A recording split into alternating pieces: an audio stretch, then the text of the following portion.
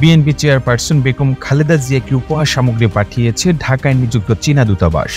গতকাল বিকেলে একটি কুরিয়ার সার্ভিসের মাধ্যমে এই উপহার সামগ্রী খালেদা জিয়ার গুলশানের কার্যালয়ে পৌঁছে দেওয়া হয়। চেয়ারপারসনের একান্ত সচিব এবিএম আব্দুস সাত্তার গণমাধ্যমকে জানিয়েছেন, গতকাল বিকালে দূতাবাসের পক্ষ থেকে এসএফ ইন্টারন্যাশনাল কুরিয়ারের একটি গাড়িতে বিএনপি চেয়ারপারসনের গুলশান কার্যালয়ে কয়েকটি প্যাকেটে এসব উপহার পৌঁছে দেওয়া হয়। তিনি বলেন, কিছু প্যাকেট পাঠিয়েছে। শুক্রবার হওয়ায় আমরা কেউ কার্যালয়ে ছিলাম না। উপহার সামগ্রীর প্যাকেটের উপর খালেদা জিয়ার নাম লেখা ছিল। প্যাকেটগুলোর ভেতরে ফল এবং স্ন্যাক্স ও বিস্কুট জাতীয় কিছু রয়েছে। চীনা দূতাবাসের এসব উপহার খালেদা জিয়ার কাছে পৌঁছে দেওয়া হয়েছে বলে জানান এবিএম আব্দুস সাত্তার। এর আগে 2020 সালে খালেদা জিয়ার জন্মদিন উপলক্ষে শুভেচ্ছা জানিয়ে উপহার সামগ্রী পাঠিয়েছিল ঢাকায় নিযুক্ত চীনা দূতাবাস। ওই সময় উপহার সামগ্রী দেওয়ার পাশাপাশি দূতাবাস কর্মকর্তারা খালেদা জিয়ার আরোগ্য কামনা করেন। এতক্ষণ আপনারা সঙ্গে ছিলেন বিশ্ব বাংলার। এভাবেই সঙ্গে থাকুন, আমরা তো ফিরছি নতুন নতুন প্রতিবেদন নিয়ে।